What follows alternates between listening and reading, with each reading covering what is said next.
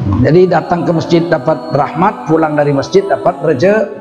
Kalau sehari 5 kali kali setahun itu 1.800-an kali dapat rahmat, dapat rezeki, dapat rahmat, dapat rezeki, dapat rahmat, dapat rezeki. Tidak mungkin orang yang 5 waktu ke masjid miskin melarat, itu tidak mungkin. Nah, percaya tes lah, peganglah masjid ini setahun ini, tahun depan jumpa lagi kita, berubah nggak nasib? Caranya kita ini beda dengan cara orang kafir. Kalau mereka dengan tenaganya, dengan kerjanya. Kalau kita kerja ini cuma usaha. Fa idza azamta fatawakkal 'alallah. Usaha dibuat, habis itu serahkan sama Allah. Berhasil alhamdulillah, nggak berhasil sabar, innalillahi.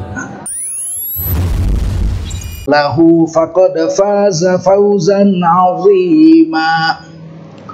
Qala Rasulullah sallallahu alaihi wasallam, man kharaja fi talabil ilmi fahuwa fi sabilillahi hatta yarji.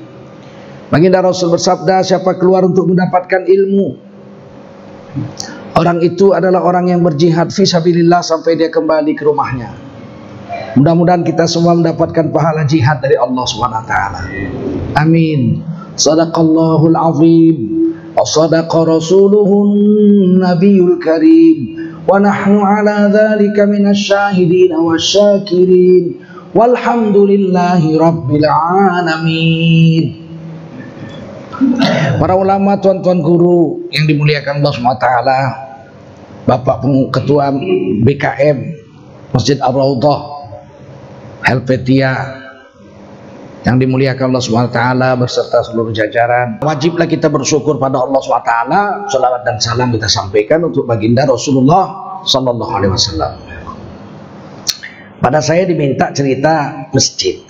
Ya, tadi sudah dibacakan qori kita, innama ya'muru masajidallahi man amana billahi wal yaumil akhir. Hanya saja, innama itu hanya saja.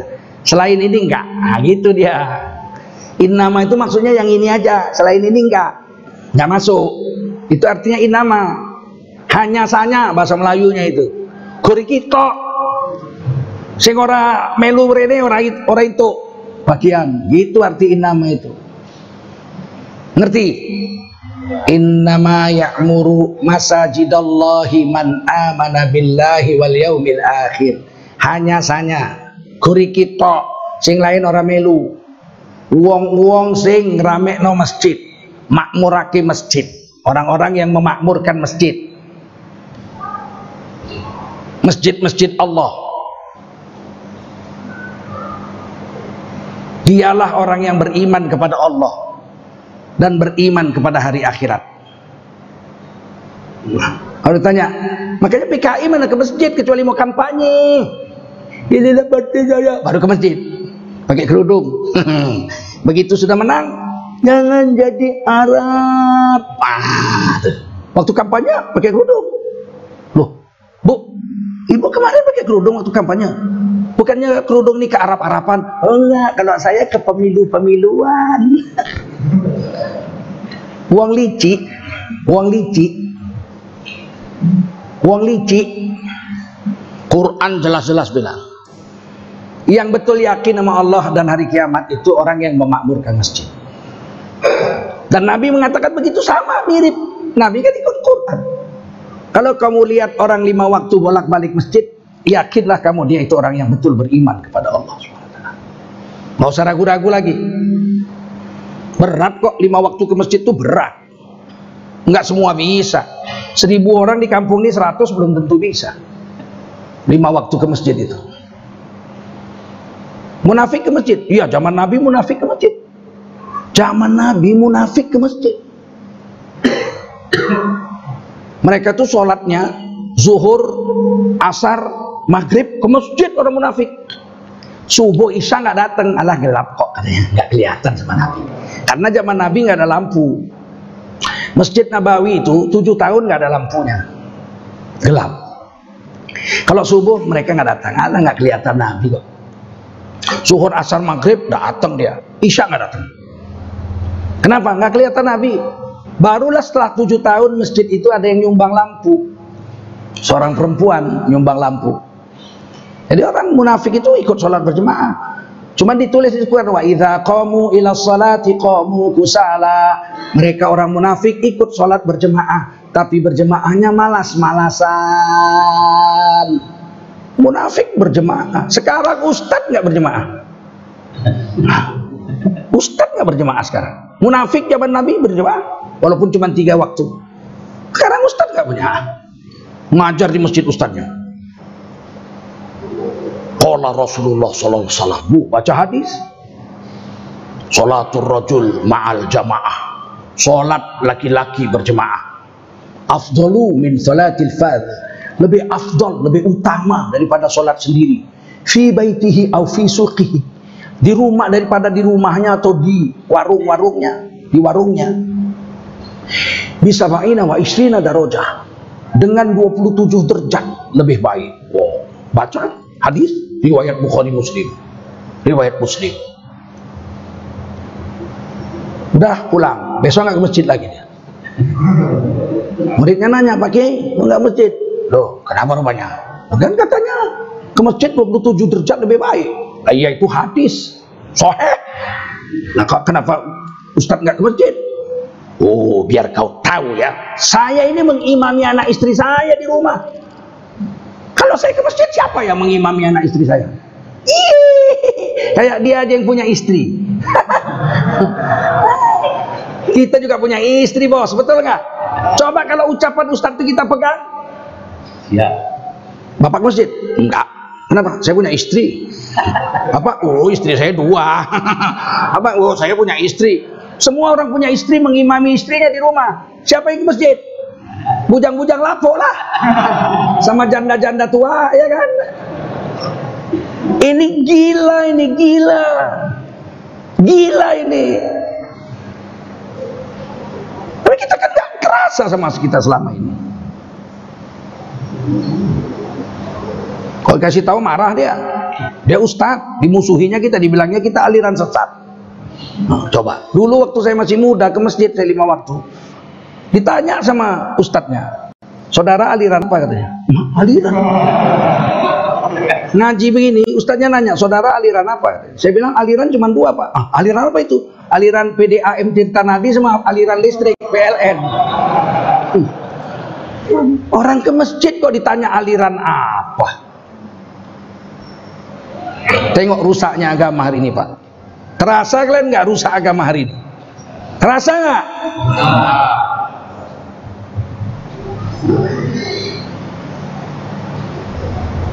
Oleh karena itu kita cobalah 5 waktu itu ke masjid,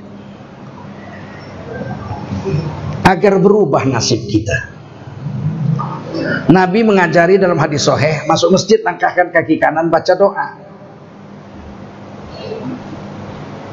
Semua ikut. Allahumma iftahli abwaba rahmatik.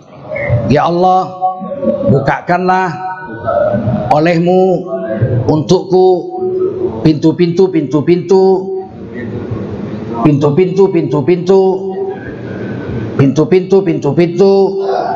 rahmatmu. Pintunya banyak. Abwab.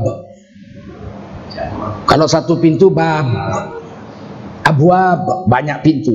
Kalau pintunya aja banyak, rahmatnya pasti lebih banyak. Nah, itu kalau orang Jawa begitu. Walau pintunya saja banyak, tentu rahmatnya lebih banyak. Itu bahasa Jawa itu unik. Kalau bilang hebat itu cukup tambah u. Istrimu cantik, cantik nggak cantik itu. Tuh istrimu cantik, cantik,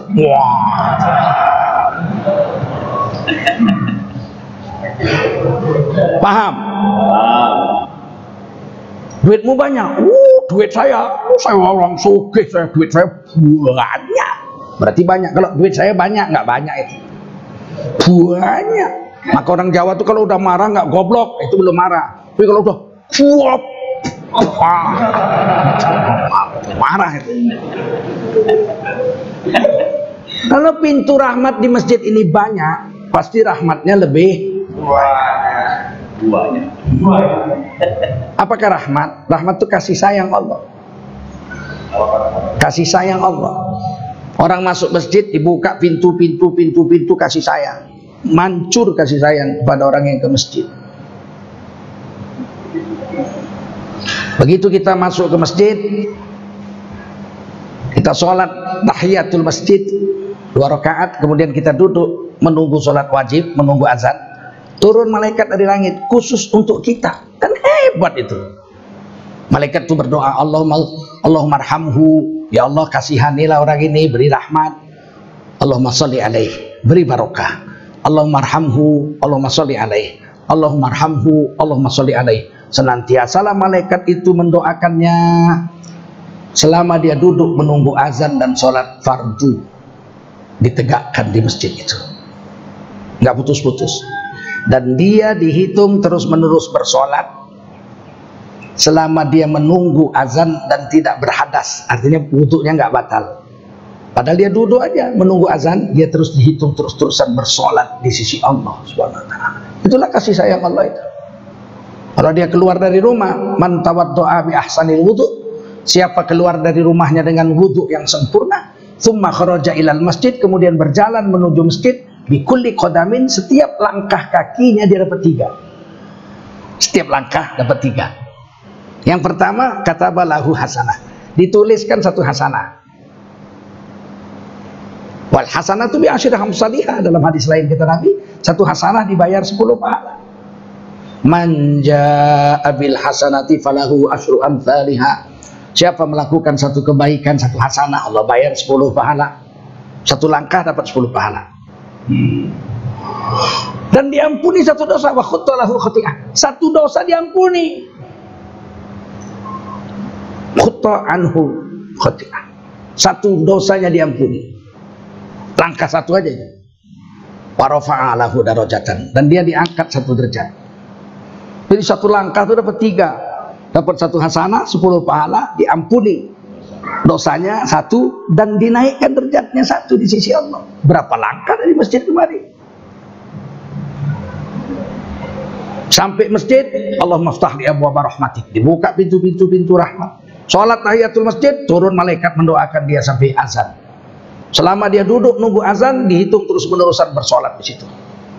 Bayangkan hebatnya itu, tidak ada di tempat lain itu. Begitu azan, dia dengar azan, nggak ngobrol-ngobrol dia. Orang yang mendengarkan azan, sakaratul mautnya gampang. Orang yang waktu azan ngobrol-ngobrol, hajab matinya nanti, hajab. Kejet-kejet nggak mati-mati. Dengarkan azan supaya sakaratul maut kita enak. Jawab azan itu. Allahu akbar, Allahu akbar, Allahu akbar, Allahu akbar. Hayya 'alas shalah, la haula wala quwata illa billah. Selesai azan, doa. Allahumma rabb hadhihi da'wati tammah wa salatil qa'imah, ati sayyidana wa maulana Muhammadanil wasilata wal fadilah wa ba'athu maqaman mahmudan alladhi wa'adta innaka la tukhliful mi'ad. Siapa mendoakan ini, dalam hadis Muslim kata Nabi, halat lahu syafa'ati yaumal qiyamah. Siapa mendoakan aku dengan doa itu supaya dapat maqam mahmudah itu untuk Nabi nanti di hari kiamat, wajib orang itu mendapat syafaatku nanti di hari kiamat. Jadi kita pasti dapat syafaat kalau mendengar azan dan doakan ini. Inilah dalil bahwasanya meminta doa sama orang lain itu sunnah. Ini ada pendapat-pendapat aneh juga di kampung-kampung. Kita bisa doa sendiri, ngapain minta doakan orang? Doalah sendiri. Doa sendiri boleh, minta doakan orang boleh. Mana dalilnya? Itu siapa habis azan mendoakan untuk aku, kata Nabi, datangkan kepada Nabi Muhammad itu fadilah, wasilah, dan berikan maqam mahmudah kepada Nabi. Itu doa untuk Nabi. Nanti di akhirat wajib ku beri syafaat. Enggak kita doakan pun dapat Nabinya maqam mahmudah itu. Apa maqam mahmudah? Maqaman mahmudah itu surga Firdaus. Jadi surga itu ada 8, yang paling tinggi namanya Firdaus. Di puncaknya Firdaus itu namanya maqam mahmudah, itu untuk Nabi Muhammad sendiri. Udah memang diciptakan Allah untuk Nabi Muhammad. Tapi kalau kita doakan supaya Nabi dapat maqam mahmudah itu, saking gembiranya Nabi, nanti di hari kiamat kita dikasih syafaat. Ini membuktikan mendoakan orang lain sunnah, betul nggak? Walaupun mendoakan Nabi. Sekarang nggak usah doa, minta tolong sama orang, ngapain? Kumpulin orang, baca Yasin, doa-doa. Kita doa sendiri. Kau doa sendiri boleh, minta tolong doakan orang juga boleh. Hadisnya Sahih Muslim. Ada satu lagi hadis, saya baca dalam Majmu' Syarhul Muhadzab karangan Imam Nawawi, bab umroh. Enggak tebal ini kitab, 1,3 meter tebalnya. Majmu' bab umroh. Nabi mengantarkan rombongan umroh sampai ke Miqat. Miqat itu Bir Ali, kurang lebih 6 km dari Madinah. Pimpinan rombongan Umar bin Khattab. Sayyidina Umar pimpinan rombongan naik unta lah. Dituntun sama Nabi untanya. Merosot Sayyidina Umar. Siapa yang berani naik unta yang nuntun Rasul? Berani nggak? Berani kamu naik unta yang nuntun Pak Jokowi? Berani nggak? Nggak berani. Apalagi yang nuntun Rasulullah. Merosot Sayyidina Umar. Saya nggak berani ya Rasul. Masa saya naik unta yang nuntun Rasul? Kata Rasul, kamu naik aja. Izinkanlah saya, kaki saya terkena debu-debu orang yang sedang berjuang di jalan Allah. Ini perjalanan 521 kilo. Akhirnya Sayyidina Umar naik, dituntun sama Nabi. Jadi mengantarkan orang umroh, mengantarkan orang haji itu sunnah. Ini pun ngalah sibuk-sibuk. Biar aja di pinggirnya sini. Mengantarkan orang haji dan umrah itu sunnah. Saya dulu sibuk sekali.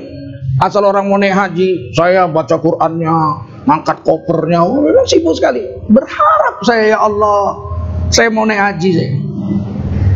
Saya bukan orang kaya. Saya kepingin sekali naik haji, kepingin umroh. Tiap orang mau naik haji, umroh di kampung saya yang paling sibuk. Pulang haji jam 3 pagi pun saya yang datang ngaji, baca Quran, selamat, tepung tawat. Pokoknya saya paling sibuk. Alhamdulillah 10 kali naik haji, tiap tahun umroh 2 kali. Nggak dihitung lagi. Kalau tanya Bapak umroh berapa kali? Kurasa ada 300 kali aku umroh. Kenapa kok bisa banyak kali? Iya, orang aku pernah tinggal di Mekah. Pagi ini umroh, besok sore umroh, tiap hari umroh. Susahnya, badan masih hebat, pendekar awak dulu. Saya dulu kalau pagar rumah 1,2 meter diloncatin aja itu. Pula saya buka-buka pintu pagar, loncat aja sih. Kata bapak saya, nanti sangkut kok di atas itu. Allah. Jalan darat saya dari Malaysia naik haji. Tinggal sana saya dikasih visa setahun. Apa urusannya?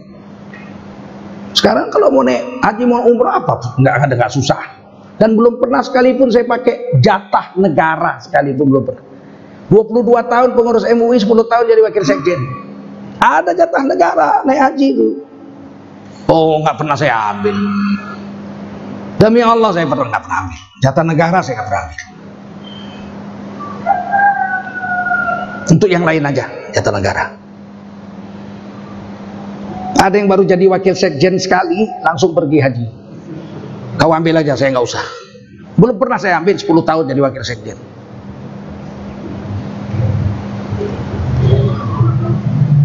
Sampai di Bir Ali, Sayyidina Umar turun.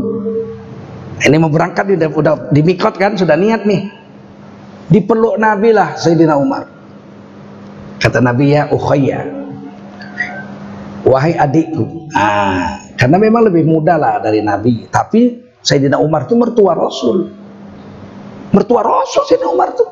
Kan anak Sayyidina Umar Hafsah radhiyallahu anha dikawinin Nabi. Tapi tetap aja dipanggil ya ukhayya, wahai adikku. La tansana bidu'aikum. Kamu jangan lupakan aku yang tinggal dengan saudara-saudaramu yang enggak umroh. Sertakan kami dalam doa. Nabi titip doa. Kalau kau berdoa di Mekah, Kami jangan lupa ikutkan dalam doamu. Doakan kami ya, yang tinggal ini yang nggak pergi. Sekarang saya tanya, mana lebih manjur? Doa Sayyidina Umar waktu umroh atau doa Rasulullah nggak umroh? Tetap aja doa Rasul lebih hebat, betul nggak? Tapi Nabi memberi contoh. Jangan lupakan kami yang nggak umroh dalam setiap doamu. Kami titip doa. Titip doa itu sunnah. Hadis ini Sahih Muslim. Jadi kita habis azan doa, Allahumma rabba hadhihi da'wati tammah. Jangan malas-malas. Nanti dapat syafaat. Waduh. Aturan masuk neraka kena syafaat masuk surga. Aturan dapat surga yang rendah dapat syafaat naik ke Firdaus. Aneh hebat itu. Aturan dapat yang rendah kita ma'wa. Tiba-tiba kata Rasulullah, Tengku Zulkarnain angkat sini. Jadikan tetangga saya di Maqam Mahmudah ini. Malaikat kaget. Apa hebatnya dia? Dikejar, dimusuhi sama pemerintah kok.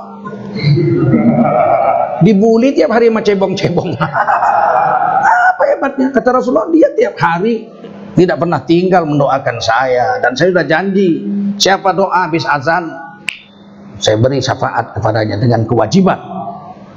Kurang apa? Ke masjid. Itu azan. Begitu dia mau sholat, udah qomat, baris. Allah SWT mencintai barisan orang-orang Islam yang rapat-rapat. Ka'annahum bunyanun marsus. Bahu dengan bahu seperti tembok yang kokoh. Itu barisan yang paling dicintai Allah.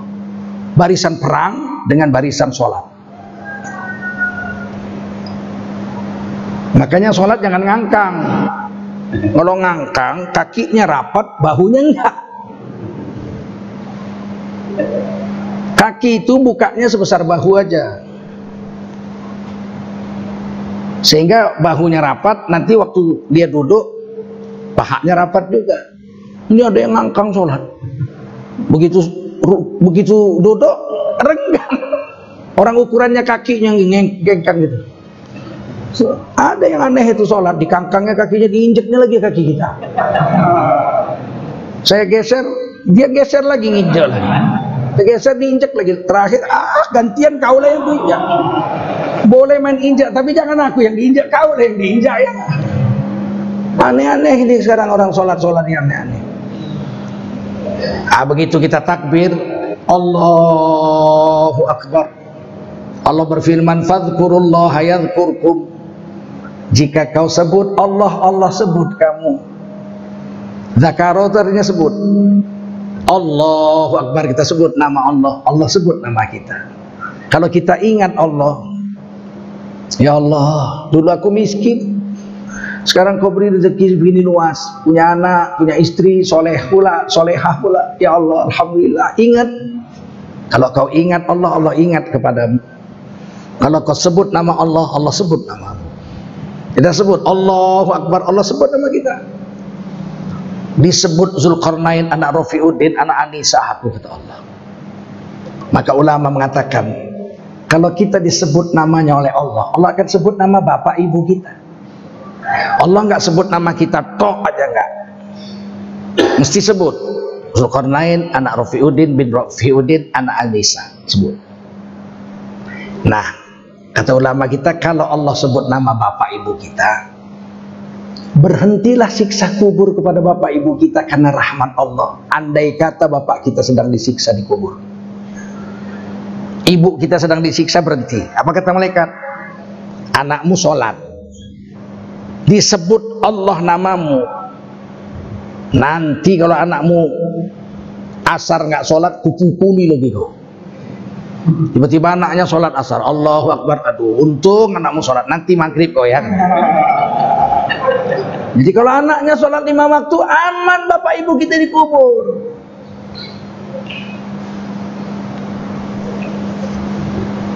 Kemudian Allah berfirman, ukhruj dzunubah.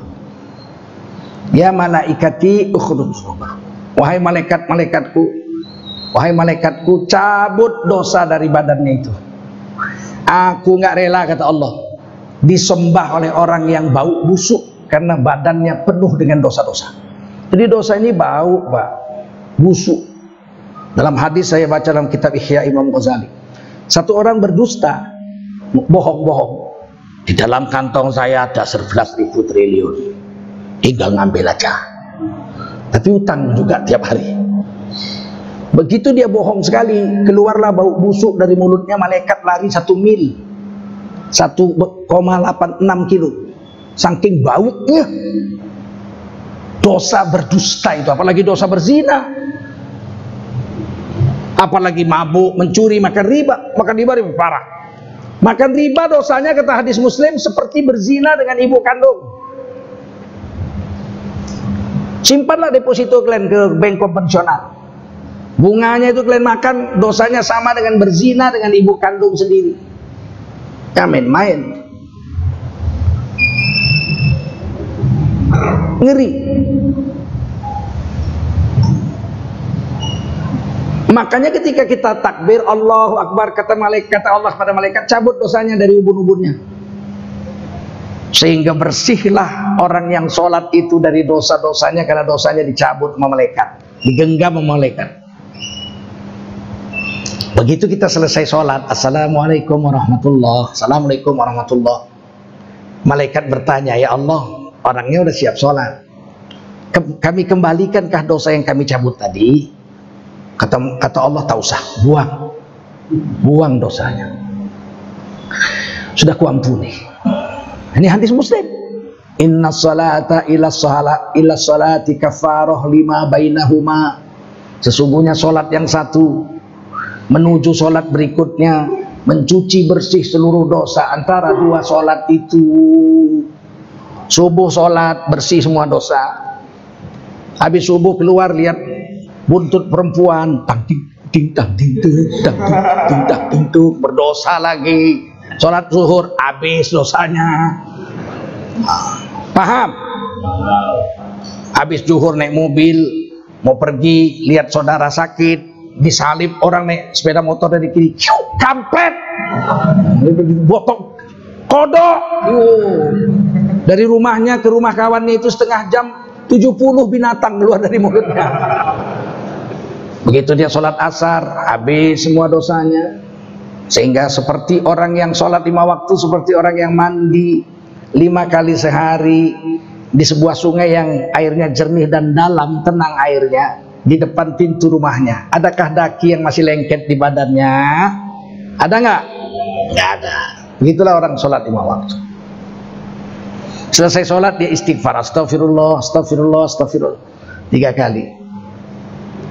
Kemudian dia baca subhanallah 33 kali, alhamdulillah 33 kali, Allahu akbar 33 kali, ditutup dengan la ilaha illallah wahdahu la syarikalah, lahul mulku wa lahul hamdu yuhyi wa yumiitu wa huwa ala kulli syai'in qadir.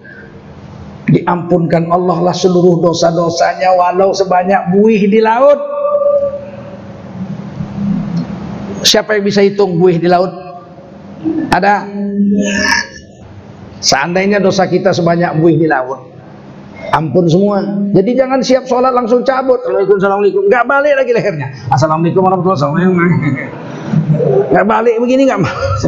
Duduklah sejenak, zikirlah sedikit 100 kali, subhanallah, alhamdulillah, Allah akbar itu 100 kali, nanti seluruh dosa diampuni. Meskipun rasanya mustahil lah manusia punya dosa sebanyak buih di laut, itu rasanya mustahil, tapi mesti ada juga. Adalah dosa, tapi nggak mungkin sebanyak buih di laut. Kalau kita berbuat pahala, satu hari bisa jutaan. Karena berbuat pahala satu, bayarnya 10 kali lipat. Kalau pakai duit, berbuat baik pakai harta, bayarnya 700 kali. Matsalul ladzina yunfiquna amwalahum fi sabilillahi kamatsali habbah ambatat sab'a sanabin fi kulli sumbulatin mi'atu habbah. Siapa membelanjakan hartanya satu di jalan Allah, seperti menanam satu biji di dalam tanah. Dari biji yang satu ditanamnya itu tumbuh 7 tangkai. Tiap-tiap tangkai berbuah 100, 700. Wallahu yudha'ifu liman yasha. Allah bayar berapa banyak terhadap siapa Allah mau. Bisa saja 7 juta kali. Ada satu orang kaya sholat zuhur di masjid, naik Mercy, kebun sawitnya 1000 hektar, duitnya sebulan 2 miliar. Habis sholat diumumkan sama masjid, saudara, masjid kita bocor, sudah dipanggil tukang mau diperbaiki, kena uangnya 2 juta kepada kaum muslimin supaya nyumbanglah untuk perbaiki masjid. Orang kaya ini ambil dompetnya, keluarkan 50.000, duitnya 2 miliar sebulan, minimal dibayar 700 kali lipat. Tiba-tiba ada orang miskin kuli jalan itu mecahin jalan, buk, buk, buk, buk, buk, buk, buk, buk, buk. Sakit itu, saya udah pernah tes. Saya bilang, bang, aku pakailah dulu alatnya. Untuk apamu?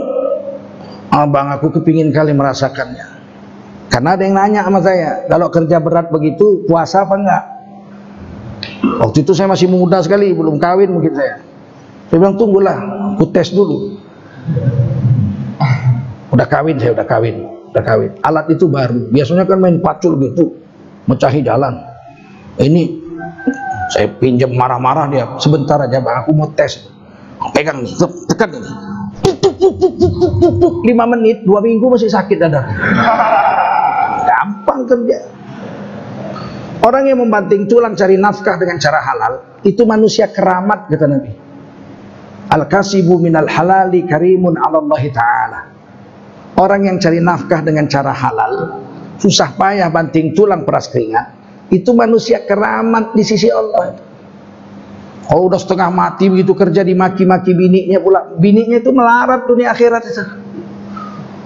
Tiba-tiba dia dengar masjid bocor, diambilnya dompetnya, dilihatnya 2 lembar 50.000.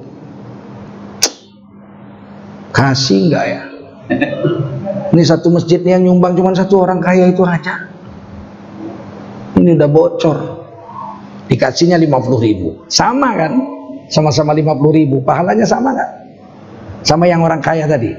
Tidak, tergantung musyakotnya, susah payahnya itu. Dia 50.000, gajinya setengah hari, sedekahkan ke masjid. Sampai di rumah ditagih bininya depan pintu. Bini sekarang lantam-lantamnya bukan main, main. Jangan pura-pura lupa kau duit, katanya. Kasih 50.000 loh, kau 50.000, mana 50.000 lagi? Main perempuan kau? Bukan. Aduh, kasihan kali lelaki, udah setengah mampus dibentak lagi sama bini. Bini sekarang ngeri-ngeri kita. Kawan saya ada polisi, kekernya bukan main, gantengnya bukan main, kayak sepatu boot, kayak pangkat, kayak semprit pinggirnya. Orang kalau udah disempritnya gemeter saking takutnya. Kumisnya tebel. Sampai rumah, taruh sepeda motor, wait, kata istrinya, turun kumisnya. Ngeri perempuan sekarang ini. Perempuan sana bu, bukan perempuan sini. Kalau perempuan sini insya Allah sama saja. Jangan bentak suami bu, mereka orang keramat itu. Saya ingatkan sama istri saya cari duit tidak berapa susah. Tidak berapa susah, saya nggak pernah berpanas. Saya cari duit di kantor aja. Gaji saya cukup untuk makan lebih pun. 1/3 aja kami makan. 2/3 untuk kepentingan agama. Saya bilang, aku cari makan nggak susah. Tapi kalau kau bentak aku susah juga, sedih. Alhamdulillah punya istri nggak pernah dibentak saya sama bini. Kalau dibentak, aku tambahlah 1 lagi. Awak capek cari makan dibentaknya ya enggak? Aku tambahlah 1 lagi. Sekarang enggak, 1 aja istri saya, sudah 27 tahun lebih saya kawin.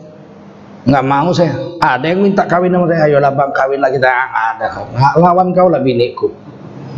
Nggak bisa dilawan. Istri pertama lah, waktu awak melarat dia yang mau awak. Sekarang udah kaya awak banyak yang mau ya enggak? Biasa begitu laki-laki ini melarat. Bini yang mau dialah. Begitu kaya kawin lagi dia. Nggak pernah pulang ke rumah bini tua, bini muda udah setruk baru dibuang sama bini mudanya. Kak, ambil laki kau nih, kata.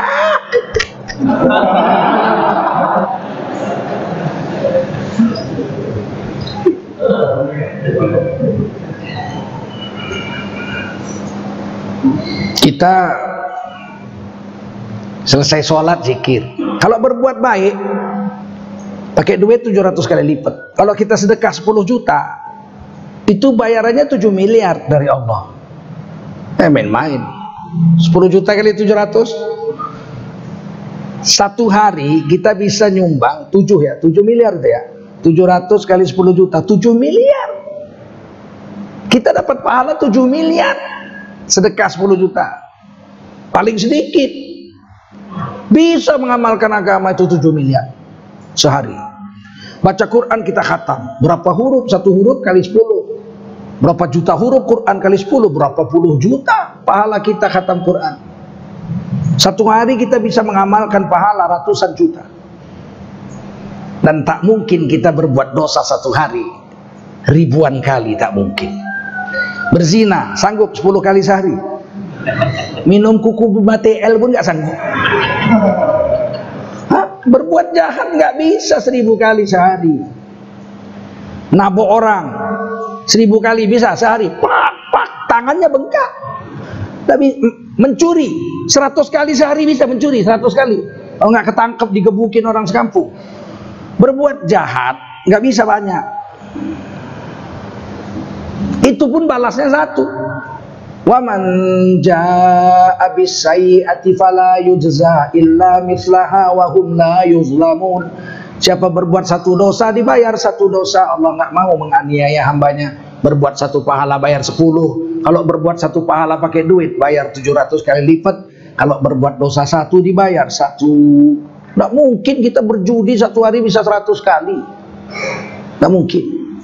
Makanya kalau ada orang Islam masuk neraka, memang sontoloyo betul. Sontoloyo nggak? Wa ma zalamuna walakin kanu anfusahum yazlimun. Mereka tidak, Allah tidak menganiaya mereka penduduk neraka itu, tapi mereka lah yang menganiaya diri sendiri.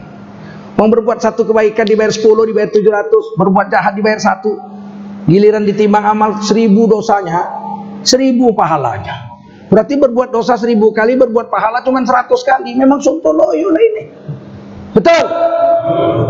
Makanya kita jangan main-main dengan agama ini.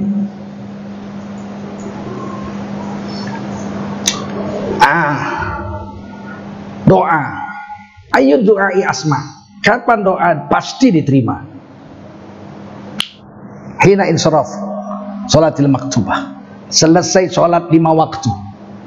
Itu doa pasti diterima. Maka saya heran ada orang sholat nggak mau doa. Ngapain sih nggak mau doa habis sholat? Disitulah saat dipastikan doa diterima.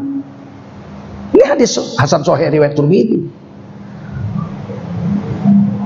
Wajaufal akhir minal lail, dan tengah malam habis sholat tahajud, itu doa nggak ditolak Allah.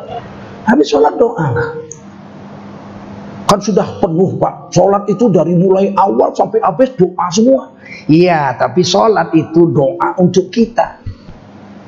Rabbi firli warhamni wajburni warfa'ni warzuqni, doa untuk kita. Mana doa untuk anak kita? Mana doa untuk bapak kita? Mana doa untuk ibu kita? Mana doa untuk istri kita? Nggak ada. Coba doa waktu sholat untuk istri kita. Ya Allah, ampunkan dosaku dan istriku. Batal sholatnya. Kapan kita berdoa untuk orang lain? Setelah sholat. Dalam sholat untuk diri kita aja. Ya Allah, ampunkan dosaku. Rabbighfirli warhamni. Ya Allah, sayangi aku. Wajburni, tutupi kekuranganku. Warfa'ni, tinggikan derajatku. Pakai ku semua itu. Untuk bapak kita mana? Untuk ibu kita mana? Untuk guru kita mana? Untuk nenek kita mana? Kakek kita? Untuk anak cucu kita mana? Ya di luar sholat. Ya Allah, anakku ya Allah, ujian akhir, luluskanlah ya Allah. Kalau enggak ngulang lagi setahun dia ya Allah, bayar lagi uang sekolah ya Allah. Di luar sholat lah itu, di doa. Ya Allah, anakku perempuan ya Allah udah 39 tahun umurnya. Asal dilamar orang dia cocok, orang tak cocok. Orang cocok dia tak cocok. Macam mana lah ya Allah supaya dia bisa punya jodoh yang soleh, supaya aku menerima anak yang soleh dan solehah dari rahimnya. Amin. Kapan didoa itu? Setelah sholat lah. Nggak mau doa. Terus mau doanya kapan? Nanti aja habis makan siang.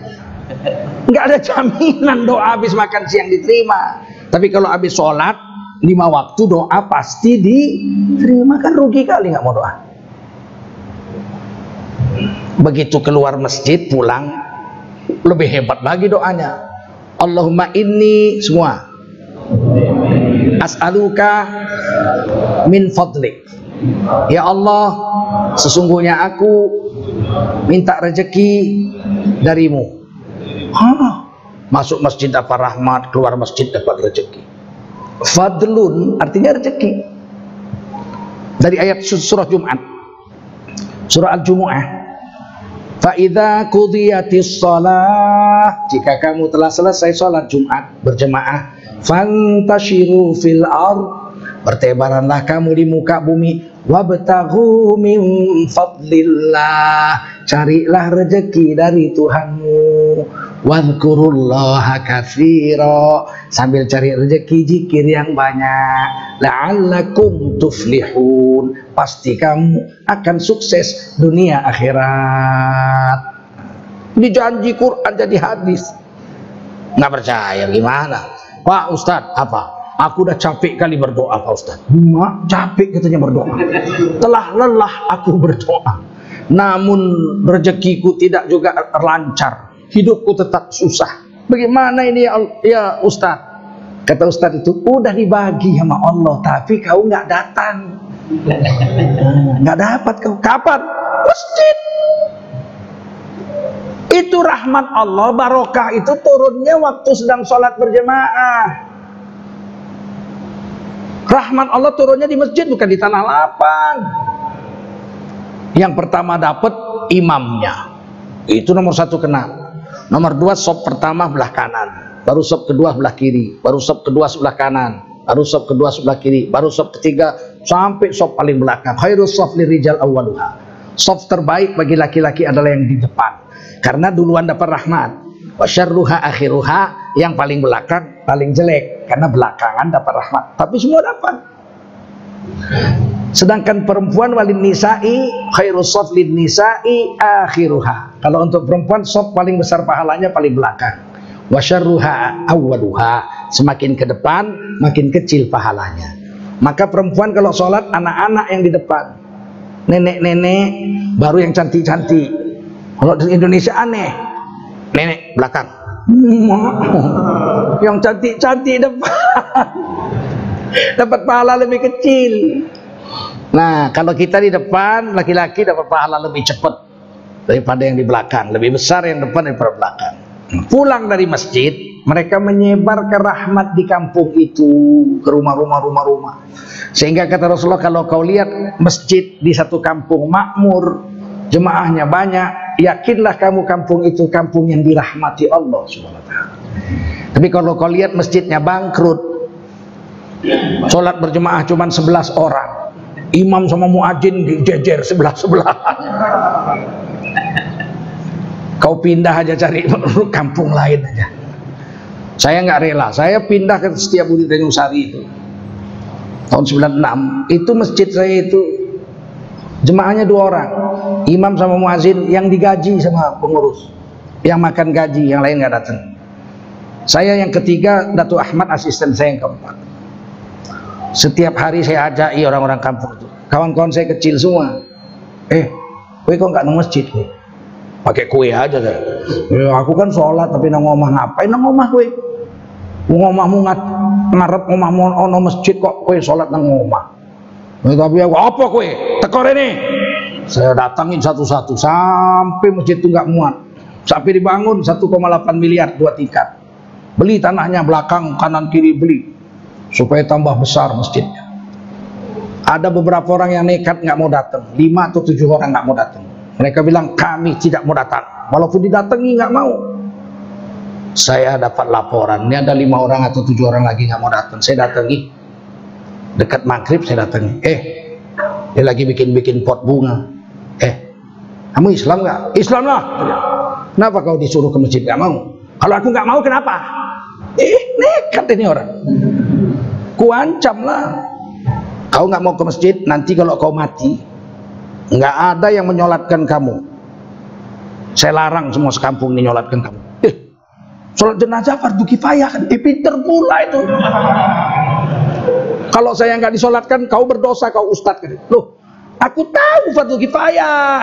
Nanti nggak ada yang nyolatkan kau. Yang nyolatkan kau cuman anak kau ini aja 1 orang kusuruh. Kami nonton aja. Ya, kalau anak saya nggak bisa, kalau anak kau nggak bisa, aku suruh muridku yang paling bodoh satu orang.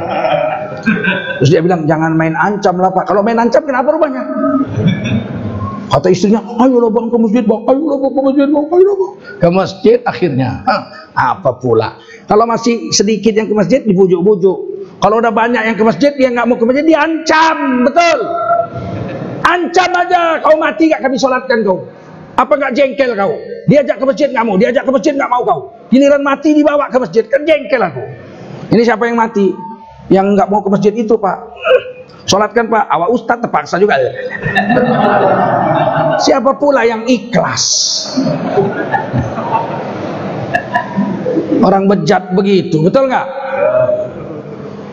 Jadi datang ke masjid dapat rahmat, pulang dari masjid dapat rezeki. Kalau sehari 5 kali, kali setahun, itu 1.800-an kali dapat rahmat, dapat rezeki, dapat rahmat, dapat rezeki, dapat rahmat, dapat rezeki.